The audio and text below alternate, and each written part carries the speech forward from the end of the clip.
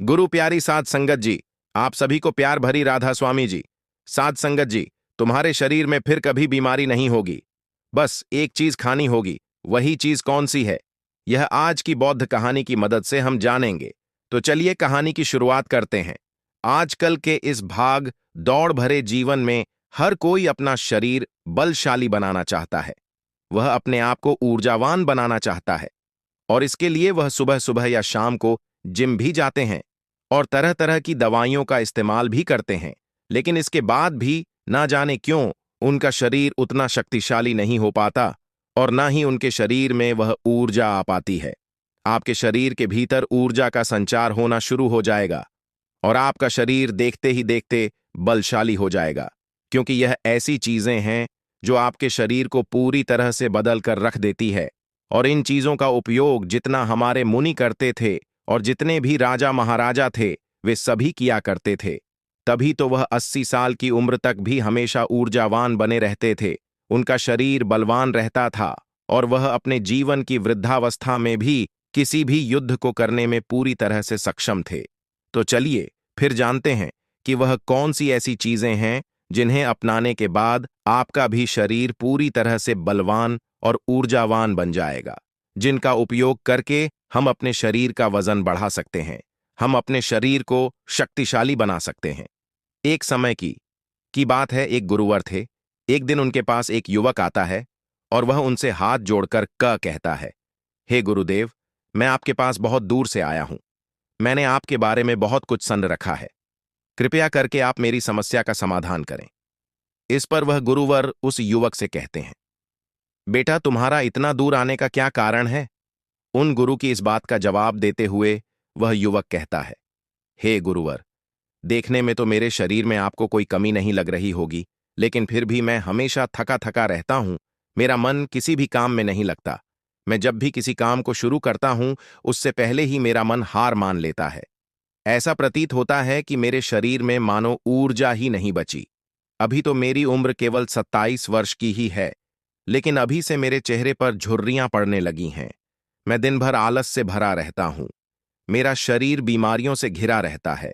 मेरे शरीर में बहुत सारी बीमारियों ने घर कर लिया है। इसलिए आज मैं आपके पास आया हूं, क्योंकि मैंने आपके बारे में बहुत सारी बातें सुन रखी हैं। मैंने सुना है कि किस तरह से आप लोगों का जीवन बदल देते हैं, किस तरह से आप लोगों को बलवान और ऊर्जावान बना देते हैं। इसीलिए आप मुझे कुछ ऐसा उपाय बताएं जिससे मेरा शरीर पहले से अधिक बलशाली हो जाए और मेरे शरीर में ऊर्जा का संचार हो और साथ ही मुझे कोई बीमारी भी ना हो और मेरा मस्तिष्क अच्छी तरह से कार्य कर सके, किसी भी काम में मन लगा सके। उस युवक की सारी बातें सुनने के बाद वह गुरु उस युवक से कहते हैं, बेटा, आज मैं तुम्हें ऐसी 5 चीजें बताने वाला हूं जिसे अपनाकर तुम आसानी से अपने शरीर को शक्तिशाली बना सकते हो। तुम्हारा शरीर ऊर्जा से भरपूर हो जाएगा और तुम्हारा मन भी हर काम में लगेगा। आज जो भी मैं तुम्हें बताने जा रहा हूं उसे बहुत ध्यानपूर्वक सुनना, क्योंकि इनका नियमित रूप से उपयोग करने से ना तो तुम्हें कोई बीमारी होगी और ना ही तुम्हें थकान महसूस होगी, बल्कि तुम पूरे दिन ऊर्जा से भरे रहोगे और तुम्हारा मस्तिष्क भी अच्छी तरह से कार्य कर पाएगा। लेकिन इससे पहले कि मैं तुम्हें उन 5 चीजों के बारे में बताऊं, उससे पहले तुम्हें यह समझ होगा कि आखिर हमारे साथ यह तकलीफ क्यों होती है। हम में से अधिकांश लोगों को यह समस्याएं क्यों होती हैं। इतना कहकर वह गुरुवर उस युवक को यह समझाने का प्रयास करते हैं कि आखिर तुम्हारे भीतर यह समस्याएं क्यों हैं। आगे वह गुरुवर कहते हैं, बेटा, हमारा शरीर पोशाक तत्वों से बना है, फिर चाहे वह कोई भी अंग क्यों ना हो। हमारी मांसपेशियां भी पोशाक तत्वों से ही बनती हैं, और अगर पोशाक तत्वों की शरीर में कमी रहती है तो आपके शरीर के प्रति हर एक पर इसका प्रभाव अवश्य देखने को मिलता है। इसीलिए यदि तुम स्वस्थ रहना चाहते हो, तुम चाहते हो कि तुम्हारा शरीर ऊर्जावान बना रहे, तुम शक्तिशाली रहो, तो इसके लिए आपको पर्याप्त मात्रा में पोशाक तत्व तो लेने ही होंगे। इस पर वह युवक उन गुरुवर की बात काटते हुए कहता है, हे गुरुवर, परंतु हमें यह पोशाक तत्व किस तरह से प्राप्त होंगे? इस पर वह गुरुवर मुस्कुराते हुए उस युवक से कहते हैं, बेटा, जब व्यक्ति को यह पता ही नहीं होता कि पोशाक तत्व किन औषधि से मिलता है तो वह इनसे वंचित रह जाता है। हो सकता है तो हमारे शरीर की मरम्मत करने का काम भी करता है और इन्हीं से हमारे शरीर का विकास होता है। इसलिए अब जो भी मैं तुम्हें बताने जा रहा हूं उसे बहुत ध्यानपूर्वक सुनना, क्योंकि इससे तुम्हारा पूरा जीवन बदल जाएगा। इतना कहकर वह गुरुवर उस व्यक्ति से कहते हैं, बेटा, यह जो हमारी धरती है, यह हमें बहुत ही कम पैसों में ऐसी चीजें उपलब्ध करवा देती हैं जिनको कि गरीब से गरीब व्यक्ति भी बहुत आराम से खरीद सकता है। और यहीं से हमें वो औषधियां भी मिलती हैं जिनसे हमारे शरीर को पोषक तत्व प्राप्त होते हैं। आगे गुरुवर उस युवक को कहते हैं, बेटा, हमारे शरीर में पोषक तत्वों का निर्माण दो तत्वों से होता है जिसे हम अमीनो कहते हैं। यह अमीनो अम्ल जब जुड़ता है तो इसकी एक और इसके जुड़ने से हमारे शरीर में पोषक तत्वों का निर्माण होता है। और यह जो अमीनो अम्ल होते हैं, यह भी दो प्रकार के होते हैं, जिनमें पहले वो होते हैं जिनको आपका शरीर अपने आप ही बना लेता है, और दूसरे वो जो आपको आपके आहार से प्राप्त होते हैं। इसलिए एक बात अवश्य ध्यान रखना कि जो भी आप आहार करते हैं, यदि उसके अंदर अमीनो अम्ल नहीं होते तो आपके शरीर में विभिन्न प्रकार के तत्व की कमी हो जाती है, जिसका असर आपके शरीर पर भी पड़ता है, और इसके फल स्वरूप आपका शरीर भीतर ही भीतर कमजोर होने लगता है और आप थके थके महसूस करने लगते हैं। और इस अवस्था में किसी भी काम को करने में आपका मन नहीं लगता और आपके शरीर की हड्डियां भी कमजोर होने लगती हैं, जिससे कभी कभी हमारे शरीर की हड्डियों में हमें दर्द भी महसूस होता है। और साथ ही हमारे शरीर की जो मांसपेशियां हैं वह भी ढीली पड़ने लगती हैं और हमारे शरीर की ऊर्जा भी खत्म हो जाती है। चेहरे की चमक चली जाती है, हमारे बाल सफेद हो जाते हैं, आंखों की रोशनी भी कम होने लगती है। इसलिए इनका संतुलन हमें बनाकर रखना चाहिए। यदि इनका संतुलन बिगड़ा तो आपके शरीर में तरह तरह की बीमारियां उत्पन्न हो जाएंगी और फिर हम तरह तरह की बीमारियों से गिर जाएंगे। आगे वह गुरु उस युवक से कहते हैं, इसलिए इन सब का संतुलन बनाए रखने के लिए अब जो चीजें मैं तुम्हें बताने जा रहा हूं उसका नियमित रूप से इस्तेमाल करना होगा, तभी वह चीजें तुम्हारे शरीर को ऊर्जावान और बलवान बना पाएंगी। आगे वह गुरु उस युवक को पहली चीज बताते हुए कहते हैं, बेटा, आप चाहे कितना भी आहार क्यों ना खा लो, लेकिन आपको वह पोषक तत्व नहीं मिल पाएगा जो आपको पनीर से मिलता है। आयुर्वेद में पनीर को पोषक तत्वों का खजाना कहा जाता है। पनीर आपको सामान्य से लेकर गंभीर शारीरिक समस्याओं से भी बचाता है, क्योंकि इसके अंदर तरह तरह के पोषक तत्व हमें मिलते हैं, जैसे कैल्शियम, फास्फोरस, सॉलिड और भी तरह तरह के पोषक तत्व, जो एक गर्भवती महिला और बच्चों के स्वास्थ्य के लिए बहुत ही लाभकारी होते हैं। पनीर में मौजूद विटामिन डी और कैल्शियम आपको कैंसर के खतरे से बचाते हैं, और इसमें मौजूद कैल्शियम और फास्फोरस, जिसकी मदद से आपकी हड्डियों को मजबूती मिलती है, और साथ ही साथ पनीर खाने से दिल की बीमारियों से भी राहत मिलती है। इसमें पाए जाने वाला सेलेनियम नामक एंटीऑक्सीडेंट लंबे समय तक आपको जवान बनाए रखता है, आपको भीतर से पूरी तरह से स्वस्थ रखता है, जिससे आप ऊर्जावान बने रहते हैं और बीमार नहीं पड़ते। आगे वह गुरुवर उस व्यक्ति से कहते हैं, पनीर में मौजूद पोषक तत्व शरीर को न केवल ऊर्जा देते हैं, बल्कि वह हमारे शरीर के मांसपेशियों के लिए भी बहुत महत्वपूर्ण होते हैं।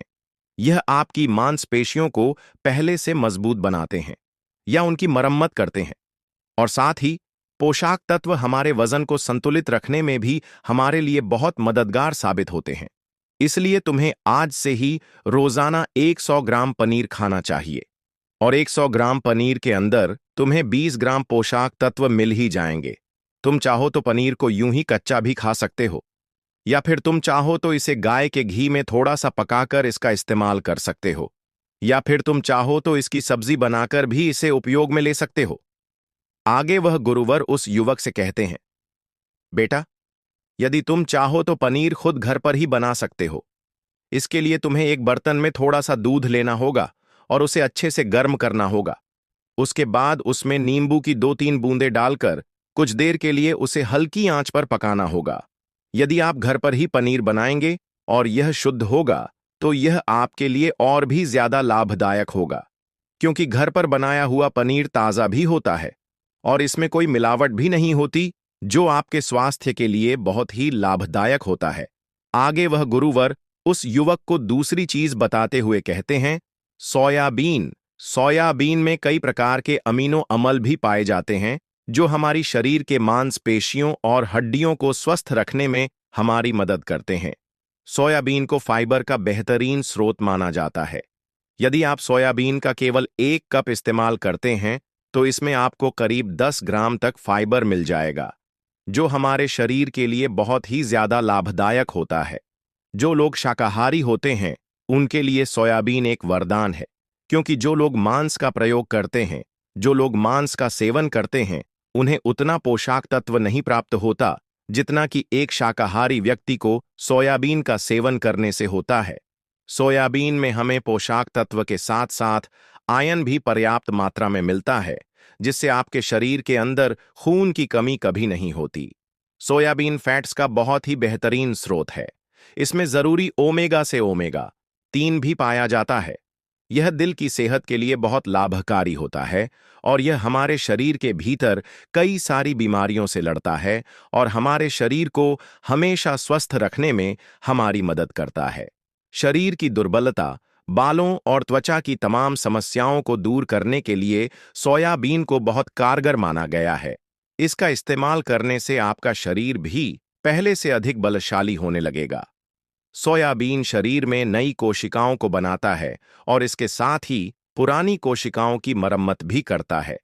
सोयाबीन के सेवन से शरीर में कुछ ऐसे जरूरी हार्मोन निकलते हैं जिससे हमारा मानसिक संतुलन पहले से बेहतर होने लगता है।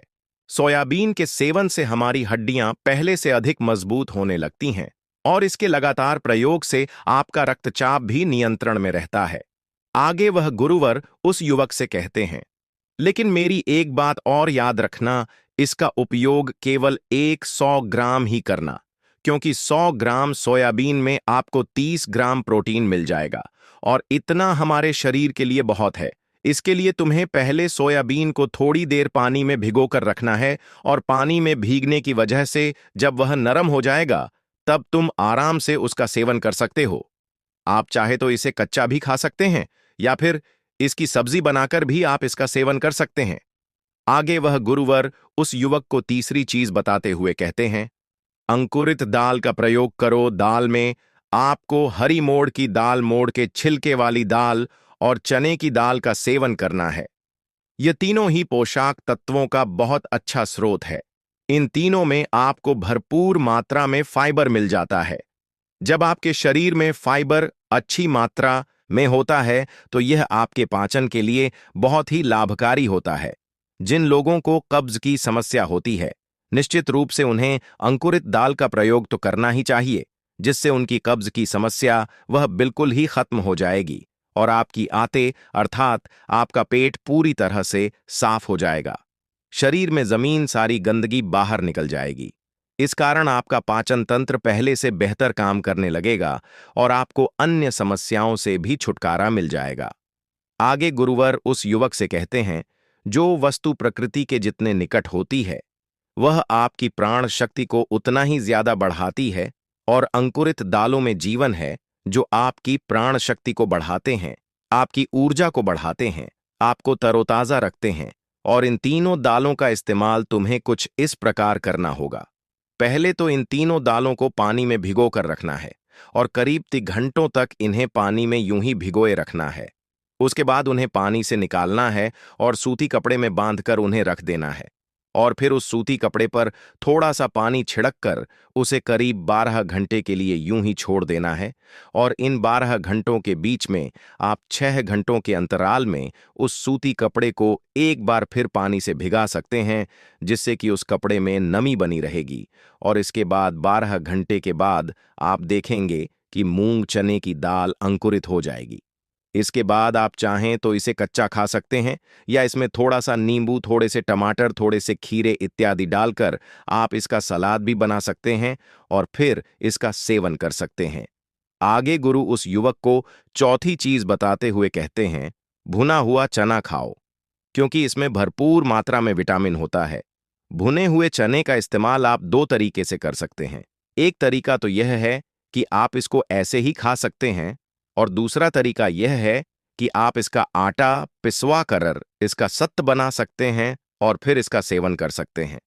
इससे आपके शरीर को ऊर्जा मिलेगी। यदि तुम 100 ग्राम की मात्रा में चना लेते हो तो इसमें तुम्हें 18 ग्राम प्रोटीन मिल जाएगा, और भुना हुआ चना आपके मस्तिष्क के विकास के लिए बहुत लाभदायक होता है। इससे आपका मस्तिष्क बहुत अच्छी तरह से काम करने लगता है, जिससे आपको कोई भी निर्णय लेने में परेशानी नहीं आती, और इसके साथ ही यह आपके बालों के लिए भी बहुत लाभदायक है और आपकी त्वचा के लिए भी बहुत उपयोगी है। भुना हुआ चना मनीज फास्फोरस और तांबे का भी एक पूरा स्रोत है, जो हमारे हृदय स्वास्थ्य के लिए भी बहुत लाभकारी होता है, और इसमें मौजूद फास्फोरस विशेष रूप से हमारे शरीर के लिए बहुत बढ़िया स्रोत है। और यही कारण है कि जब हम इसका लगातार नियमित रूप से सेवन करते हैं तो यह हमारे खून में जमी गंदगी और कोलेस्ट्रॉल को कम करने में हमारी मदद करता है। आजकल तो हर कोई केवल स्वाद के लिए खाना खाता है और अधिकांश जंतु तले हुए ही होते हैं। ऐसे में जब हम तला हुआ भोजन करते हैं तो इनमें से निकलने वाला तेल हमारे शरीर की नसों को जाकर बंद कर देते हैं, जिससे हमारे शरीर में हृदय रोग का खतरा बढ़ जाता है। लेकिन यदि आप भुने हुए चने का नियमित सेवन करते हैं तो यह आपको हृदय रोग से बचा सकता है। भुना हुआ चना खाने से शरीर की इम्यूनिटी बहुत मजबूत हो जाती है, क्योंकि भुने हुए चने में एंटीऑक्सीडेंट के पर्याप्त गुण पाए जाते हैं, जो हमारे शरीर की ऊर्जा को बढ़ाने में हमारी मदद करते हैं। और जो लोग अपने शरीर का वजन कम करना चाहते हैं वे लोग भी भुने हुए चने का सेवन कर सकते हैं, क्योंकि इसमें भरपूर मात्रा में फाइबर पाया जाता है, जिससे हमारे शरीर का पाचन तंत्र ठीक हो जाता है और पहले से बेहतर काम करने लगता है। और साथ ही इसके सेवन से हमारे शरीर में ऊर्जा का प्रवाह भी होता है और हमारे शरीर में ऊर्जा बनी रहती है, जिससे हमें बार बार भूख नहीं लगती और हम लंबे समय तक किसी भी काम को करने में सक्षम हो पाते हैं। आगे वह गुरुवर उसी वक्त को 5वीं चीज बताते हुए कहते हैं, बेटा, मूंगफली का सेवन करो। मूंगफली में सभी पोषण तो मौजूद होते हैं जो हमारे शरीर के लिए जरूरी है। इसमें आयरन, कैल्शियम, विटामिन, जिंक पर्याप्त मात्रा में पाए जाते हैं, और इसका सेवन करने से आप कई प्रकार की बीमारियों से बच सकते हैं। मूंगफली में मोनो अंश सैचुरेटेड अम्ल पाया जाता है। यह हमारे शरीर से बैड कोलेस्ट्रॉल को घटाने में हमारी मदद करता है और साथ ही हमारे शरीर के अच्छे कोलेस्ट्रॉल को बढ़ाने में हमारी मदद भी करता है। यदि आप नियमित रूप से मूंगफली का सेवन करते हैं तो आपको हृदय रोग की समस्याएं ना के बराबर देखने को मिलेंगी, और साथ ही मूंगफली सर्दी जुकाम में भी बहुत राहत दिलाता है। यह हमारे शरीर को भीतर से गर्म रखने में हमारी मदद करता है। इसके रोजाना सेवन से फेफड़ों को मजबूती मिलती है, और इस मौसम में जबक सर्दी का मौसम चल रहा है तो ऐसे में हम खांसी जुकाम से बचना चाहते हैं तो नियमित रूप से यदि आप मूंगफली का सेवन करते हैं तो आपको सर्दी जुकाम में बहुत राहत मिलेगी। मूंगफली में भी भरपूर मात्रा में फाइबर और पोषक तत्व पाए जाते हैं, जिससे हमें भूख कम लगती है और यह हमारे वजन को भी नियंत्रित रखने में हमारी मदद करता है।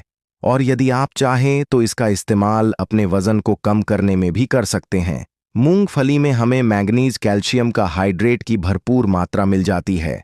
इसके सेवन से हमारे शरीर का ब्लड शुगर कंट्रोल में रहता है। अगर आपको भी डायबिटीज जैसी समस्या है तो आप मूंगफली का सेवन कर सकते हैं। यह आपके लिए बहुत लाभदायक होगा। मूंगफली खाने से आप कई प्रकार के कैंसर से भी बच सकते हैं। इसमें कॉलफिनोल एंटीऑक्सीडेंट की मात्रा बहुत अधिक होती है, जो हमारे शरीर में कैंसर के खतरे को कम करने में बहुत सहायक होता है।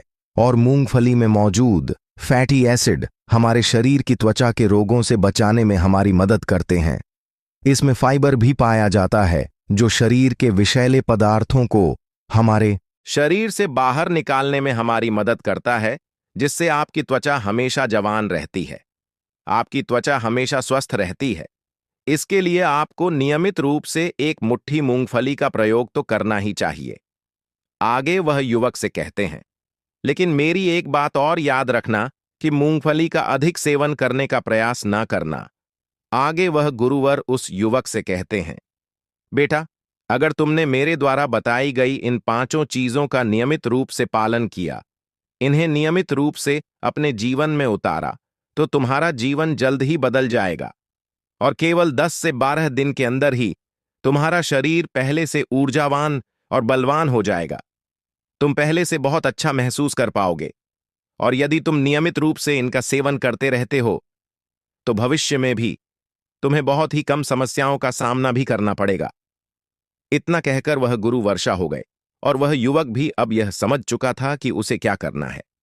उसने उन गुरु का प्रणाम किया और वापस अपने घर लौट गया। तो दर्शकों, चलिए अब शरीर को बलवान बनाने के लिए और क्या क्या करना चाहिए, इस विषय पर अगली प्रसिद्ध कहानी की शुरुआत करते हैं। दोस्तों, बहुत समय पहले की बात है। एक नगर में एक व्यक्ति रहा करता था। वह व्यक्ति हमेशा बीमार रहता था। वह हमेशा बीमारियों से ग्रसित रहता था, जिस कारण वह बहुत परेशान रहता, चिंतित रहता। उसने कई प्रकार की औषधियां भी लीं, कई प्रकार के चिकित्सकों से सलाह भी ली। हर किसी ने उसे तरह तरह की दवाइयां दी। किसी ने उसकी बीमारी का इलाज कुछ बताया, तो किसी ने उसे कुछ और ही तरीका बताया, लेकिन कोई भी तरीका उसकी बीमारी पर काम नहीं कर पा रहा था। वह बहुत परेशान हो चुका था, बहुत हताश हो चुका था। वह भीतर ही भीतर पूरी तरह से टूट चुका था। उसने सारी उम्मीदें खो दी थीं। उसे बस यही लग रहा था कि इससे तो अच्छा होता, ईश्वर मुझे अपने पास बुला लेता, कम से कम इन रोज रोज की बीमारियों से पीछा तो छूटता। इसी कारणवश वह हमेशा चिंता में रहता, निराश रहता। तभी एक दिन उसके पास उसका एक मित्र आया। उसने उसे एक साधु के बारे में बताया। वह साधु लोगों का इलाज बिना किसी औषधि, बिना किसी दवाइयों के करते थे। उनके इलाज करने का तरीका बहुत अनोखा था।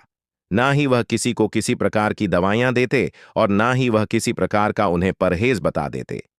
न जो भी उनके पास जाता था वह पूरी तरह से स्वस्थ और तंदुरुस्त हो जाता। जब उस व्यक्ति के मित्र ने उन साधु के बारे में उसे बताया तो उस व्यक्ति से रहा नहीं गया। तुरंत ही उन साधु से मिलने के लिए जा पहुंचा। जब वह वहां गया तो उसने उन साधु से कहा, हे गुरुवर, मैंने आपके बारे में बहुत सुना है। मैंने यह सुना है कि आप किसी की भी बीमारियां ठीक कर सकते हैं। ना ही आप उसे कोई औषधि देते हैं और ना ही उसे कोई उपाय बताते हैं, फिर भी वे लोग पूरी तरह से स्वस्थ और तंदुरुस्त हो जाते हैं।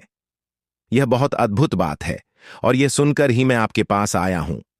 लेकिन मैं यह जानना चाहता हूं, क्या आखिर बिना औषधियों के, बिना दवाओं के हमारा शरीर कैसे ठीक हो सकता है? हमारे शरीर की बीमारियां कैसे खत्म हो सकती हैं?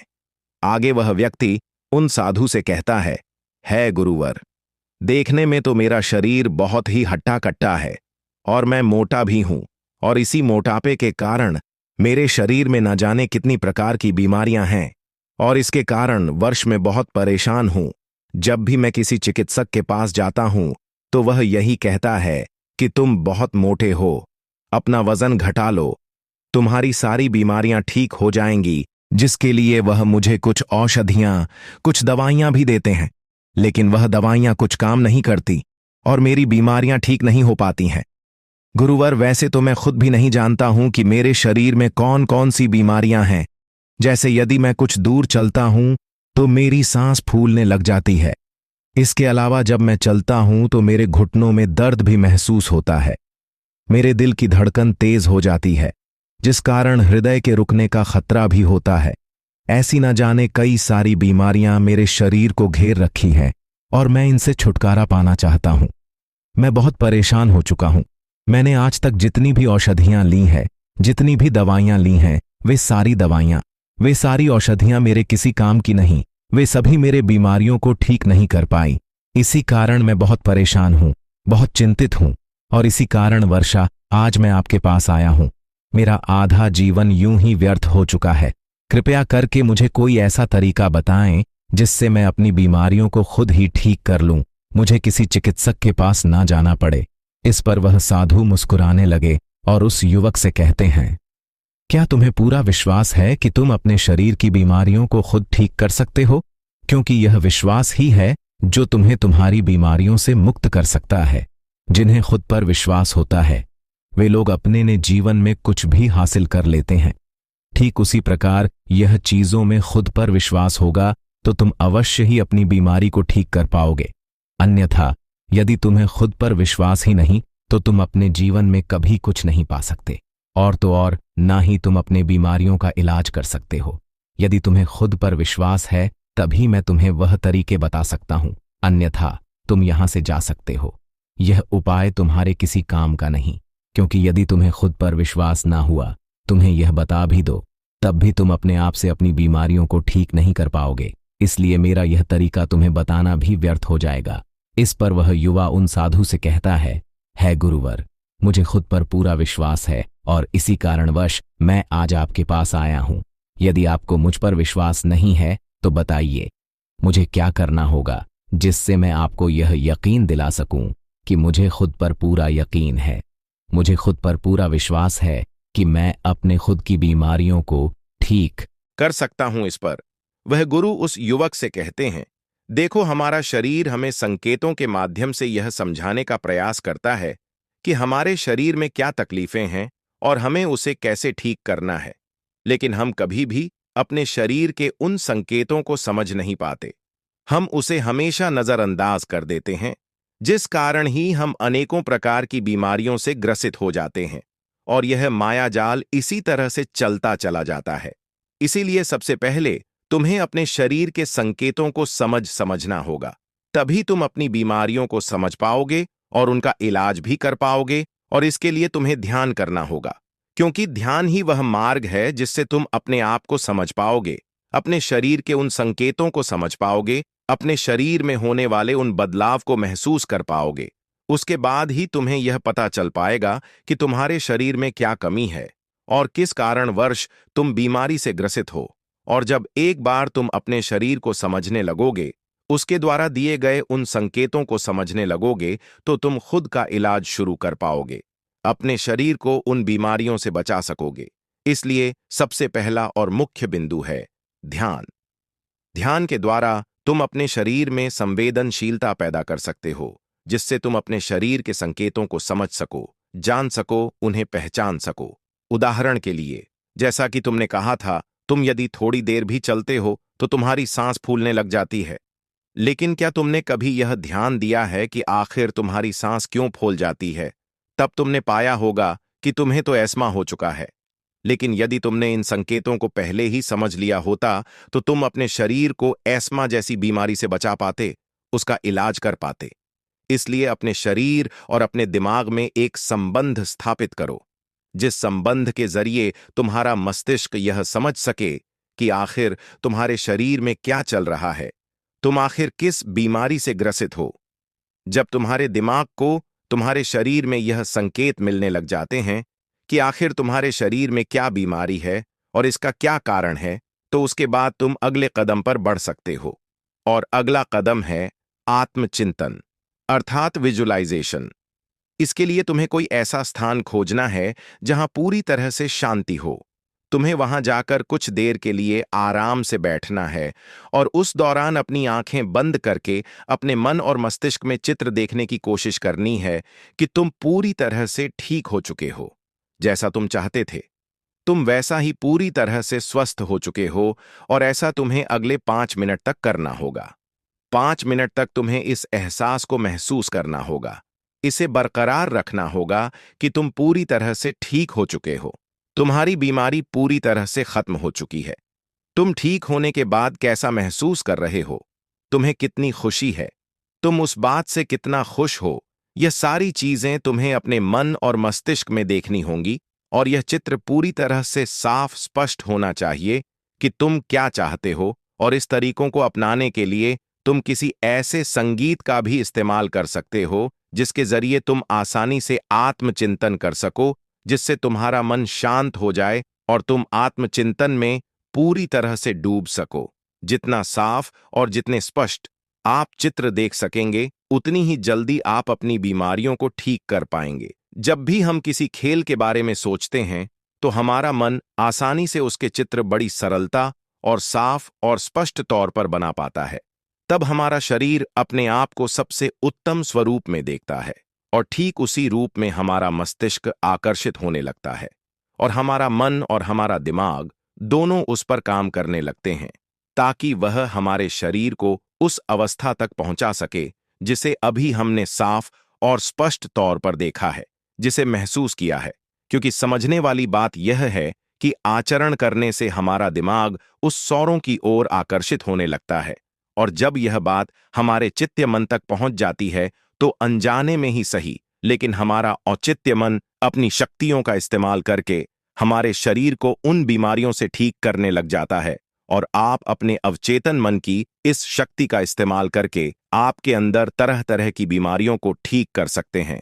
यदि आप अपना मोटापा घटाना चाहते हैं, आप अपने आप को स्वस्थ और सुडौल बनाना चाहते हैं, या फिर आपको अपनी खूबसूरती बढ़ानी है, आप अपने अनेकों प्रकार की बीमारियों को खुद ब खुदा ठीक कर सकते हैं, और वह भी बिना किसी दवा और बिना किसी चिकित्सक के। हमारे दिमाग, हमारे अवचेतन मन में ब्रह्मांड की सारी शक्तियां उपलब्ध होती हैं, लेकिन हम उन शक्तियों को पहचान नहीं पाते, उन्हें जान नहीं पाते। उनका सही इस्तेमाल करना हमें नहीं पता, क्योंकि हमें उसे इस्तेमाल करने की उन प्रक्रिया के बारे में ठीक से नहीं पता कि हम किस तरह से उन शक्तियों का इस्तेमाल कर सकते हैं, कैसे उन्हें जागरूक कर सकते हैं।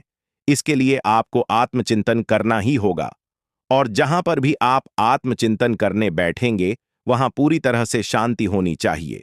आप चाहे तो किसी ऐसे संगीत का इस्तेमाल कर सकते हैं जिससे आप आत्मचिंतन की गहराई तक उतर सके, और आपको ऐसा अगले 21 दिनों तक करना होगा। और हर रोज 15 मिनट जब आप ऐसा करेंगे तो आपको अपने भीतर एक अभूतपूर्व बदलाव महसूस होगा। इससे केवल न आप अपने बीमारी को ठीक कर सकते हैं, बल्कि आप जो चाहते हैं वह सब भी हासिल कर सकते हैं। आगे गुरु व उस व्यक्ति को तीसरी आदत बताते हुए कहते हैं, खुद से प्यार करना सीखो। तुम एक पल के लिए यह सोचो, जो व्यक्ति खुद से प्यार नहीं करता वह भला अपनी बीमारियों को क्यों ठीक करना चाहेगा, तो खुद को ही कोसेगी। कुछ लोग तो यह भी कहते हैं कि यार, ये बीमारी होने से तो अच्छा था कि ईश्वर मुझे उठा लेता, इतनी तकलीफ मुझसे नहीं सही जाती। ऐसे लोग खुद को कोसते हैं, खुद को और भी पीड़ा देते हैं, और ऐसे में हम जाने अनजाने अपने मस्तिष्क को, अपने मन को यह संदेश भेज रहे होते हैं कि हम खुद से प्यार नहीं करते, हम खुद से नफरत करते हैं। और जब हम एक बार खुद से नफरत करने लगते हैं तो भला ऐसा शरीर किसे चाहिए, जिस कारण हम जाने अनजाने उन तकलीफों को, उन बीमारियों को और भी ज्यादा बढ़ावा देते हैं, और देखते ही देखते हम अपनी उस नफरत के कारण अपने आप से हार जाते हैं, हम अपनी हिम्मत खो बैठते हैं। जरा आप एक पल के लिए यह सोचकर देखिए, जिस व्यक्ति को खुद पर भरोसा ना हो वह भला अपने जीवन में क्यों जीना चाहेगा, वह अपनी तकलीफों, अपनी बीमारियों से क्यों मुक्त होना चाहेगा। क्या आपने कभी यह देखा है कि जो व्यक्ति खुद पर विश्वास करता है, खुद से प्यार करता है, वह लोग किसी भी परिस्थिति में खुलकर जीते हैं, और वह बड़ी से बड़ी बीमारियों का सामना भी हंसकर करते हैं, और वह आखिर में जीत ही जाते हैं। और जो व्यक्ति खुद पर विश्वास करते हैं वही लोग आत्मचिंतन की गहराई तक उतर भी पाते हैं, क्योंकि उन्हें खुद पर विश्वास है। वह जानते हैं कि जो बीमारी उन्हें आज घेर कर रखी है वह बीमारी ज्यादा देर तक नहीं रहने वाली, वह आज नहीं तो कल उससे ठीक हो ही जाएंगी। यदि आप भी खुद पर विश्वास करते हैं और आत्मचिंतक की गहराई तक उतरना चाहते हैं तो पहले आपको खुद से प्यार करना सीखना ही होगा। उसके बाद आपका मस्तिष्क अपने आप ही ऐसे उपाय पैदा करने लगेगा जिससे आप अपनी बीमारियों को खुद संगीत बखुदा करने की क्षमता जानता है, लेकिन हम जाने अनजाने उससे उस चीज का सही इस्तेमाल नहीं कर पाते। और यही कारण है कि हम खुद अपने आप को छोटी से छोटी बीमारियों से भी ठीक नहीं कर पाते। और यह सब प्रयोग करते वक्त खुद पर विश्वास रखें, अपने आप से प्यार रखें, और साथ ही अपने दिनचर्या पर भी ध्यान दें।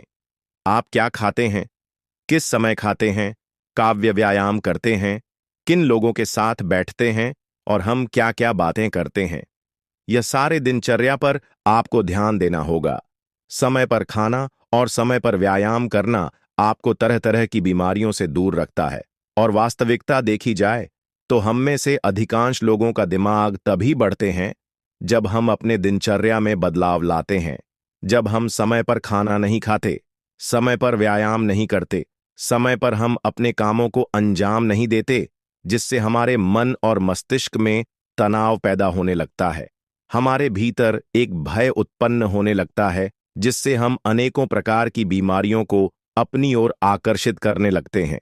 यदि आप समय से खाते हैं, पूरी नींद देते हैं, व्यायाम करते हैं तो आप तनाव मुक्त जीवन जी सकते हैं।